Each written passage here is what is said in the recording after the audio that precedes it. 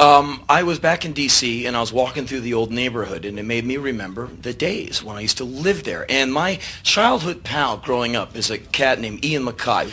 And good guy, really amazing guy. He's one of those guys, he's like a fine wine. The older he gets, the better he gets. He just gets more and more amazing as he goes. Cooler, funnier, smarter, wiser, more wonderful as he goes. He's just a gem. And whenever I can, I hang out with him because he's the best. I've known the guy since I was 14, 13 years old. Now I'm like 58. So like, we go back a ways. And so anyway, back in those days, just like now, I had a very intense work ethic. You know, I always had a job. And Ian was kind of like the very funny devil's, slacker guy. Like, hey, Ian, why don't you work this summer? Work? Me? And so he'd always wait for me to get a job. And then he'd go, hey, get me a job in that place. I'm like, okay. And so whenever Ian would join the place with me, we'd get into all kinds of stuff because we were like aspiring, guys. We were like, okay, we're going to be the funniest people you've ever seen, and we're going to take this job and turn it into performance art. Because for $2.90, $3.10 an hour, you got to have fun. I got a job at the Georgetown movie theater, tearing tickets. It's a really soft job. My boss was a guy named Bob, and Bob's nickname was Gay Bob, because Gay Bob is a gay guy, and Bob was the shit. We used to have so much fucking fun together. He would make me stand outside the box office, and any man who looked like Omar Sharif, I would go like, and I would scope Omar Sharif clones for him, because for him, Omar Sharif was the do-all and end-all of mankind. And on Friday evenings, when we worked together, sometimes what he called them the girls. All the girls would come down. And these are all his, old gay friends. And they're all like in their 50s. And we would all revert to the feminine of our name. Bob became Roberta. I became Henrietta. And for those guys in our group who did not have like a name, we had Kevin. So Kevin became Kevina. Anything we could put an A on the end of. And these guys are just like some of the most wonderful people I've ever met. So at one point, we got Caligula at the theater. Ah, good. An adult crowd who knows of this movie. Okay, for those of you who didn't go, oh man, what a horrible experience in viewing Displeasure. It is an extremely corny kind of look at ancient Rome with all kinds of decadence and corny scenes. It's like a total 70s, just over-the-top venture. And there is this big orgy scene in the middle, as they had a lot of those over there in those days. And there's this, it basically is a well-shot porno movie. This scene, it's like a porno scene. There's like, two girls and a guy over here. There's a lady getting it on with a midget over there. There's all kinds of wild stuff. Oh my God, that's so decadent. Oh wow, hey. So the scene goes on and on for minute after minute, and then it builds into like most porno, movies end when the man ejaculates. We have a typical scene where like this man with this major appendage goes, whee! And there it is, and I would listen to the music of the orgy scene 3 times a night, the 7, the 10, and the midnight or whatever.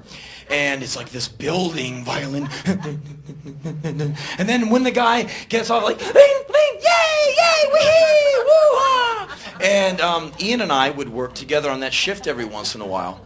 And Ian, always innovating, always looking for a way to take a shitty job and make it fun, And so Ian comes up with this idea, and he says it to me. I said, okay, I'm with it. And so we're waiting for the orgy scene. We know it's coming. It's about an hour and a half into the movie, and we hear the music start. And at this moment, we go into the trash can where all the ticket stubs have been living for like the last 8 years, like, 90 pounds of ticket stubs. And we go in, and we grab big handfuls of them. And about 10 seconds before the climax, we go running down each side, because there's no middle aisle. There's just like the aisles on the side. We go running down, kind of going like this, letting tickets escape from our hands. And they look like rose petals when they're, going through the air. So it looks like we're like loping and skipping, kind of like we are the bears of good tidings. And so the petals are flying, fluttering to the ground. And then we meet in the middle. We're right underneath this 40-foot high erection that is about to explode. And we kind of bump chests, and right at the moment the guy ejaculates, we throw the remainder of the tickets up into the air. And we jump for joy. We're like, yes. And we got a smattering of applause, you know. You know, there's men, you know, rearranging their raincoats, like, all right. And we're like, thank you so much, thank you. Oh, I want to thank you. Get out of here, all right.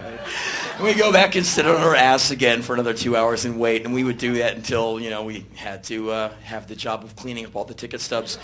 And then we stopped doing that presently.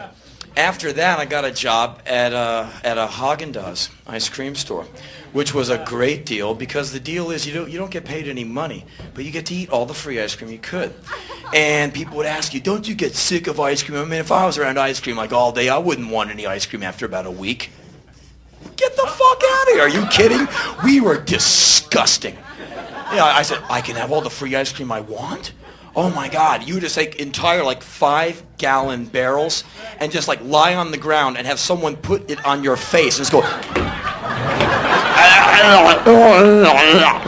We would make the most regressive, unfinishable sundaes. Like, okay, 9 scoops of this, the whole can of like, you know, chocolate fudge. The customers would have to wait sometimes. Like, what, you want something? Fuck off. We were horrible. And so anyway, Ian, of course, wants a job there, you know, smelling free ice cream. He's like, free ice cream? I'm like, oh, no, you're not going to get a job here because you're going to fuck this place up and I really need this job. Free ice cream? Okay, you can have a job. Ian and I immediately, the first night I broke him in, we immediately get to work on turning, you know, Haagen-Dazs into, like, street theater. And the first thing Ian does is, come here. I go, yeah, I was always his straight man. He goes, come here. And I go, what? He goes, okay, put your head underneath I'm like, what am I doing? I'm putting my head underneath the hot fudge dispenser. I'm like, oh, what are you doing? He goes, like, check this out. We have like no hair on our heads. Our hair like about this. I'm like, wow, what are you doing? Like this like blindingly hot fudge is going down my face. He goes, come here. He puts like dollops of whipped cream on my head and sprinkles nuts on my head. He goes, now, do me, strawberry. I go, what are we? He goes, we are human sundaes, okay? I go, oh, this is cool. And we would stand there like totally straight-faced. Good evening, welcome to Haagen-Dazs. Can we help you? With like this like Devo hat of whipped cream, which is like rapidly warming up and like just turning back into cream. So it's kind of like going down our face, and the chocolate or the strawberries going down our face and dripping into the shirt, and we're just like, and the people go, what? Oh, it's an in-store promotion, you know. Like, you know, it's like, hey, have a sundae. You know, we're like, we are human sundaes, and we have to put this on. And like, I'm supposed to say to you, hi, welcome to Haagen-Dazs. Hey, how about a sundae? And it's like really lame, but hey, how about a sundae? Well, no thanks. And so Ian goes rooting around further, and underneath the cash register in this utility space, he finds a bag of rat poison. The old school rat poison, the pink pellets, those like fluorescent pink pellets. And he goes, oh. And he goes to where all the nuts and the chocolate shots are, and he finds an empty bowl, and he pours in this big pile of the bright pink rat poison pellets. And I go, what the fuck? That's rat poison. He goes, just be cool, will you? Okay. You know, relax. What are you always stressing all the time? Okay. And so, customer walks in. He goes, sir, may I interest you in a topping?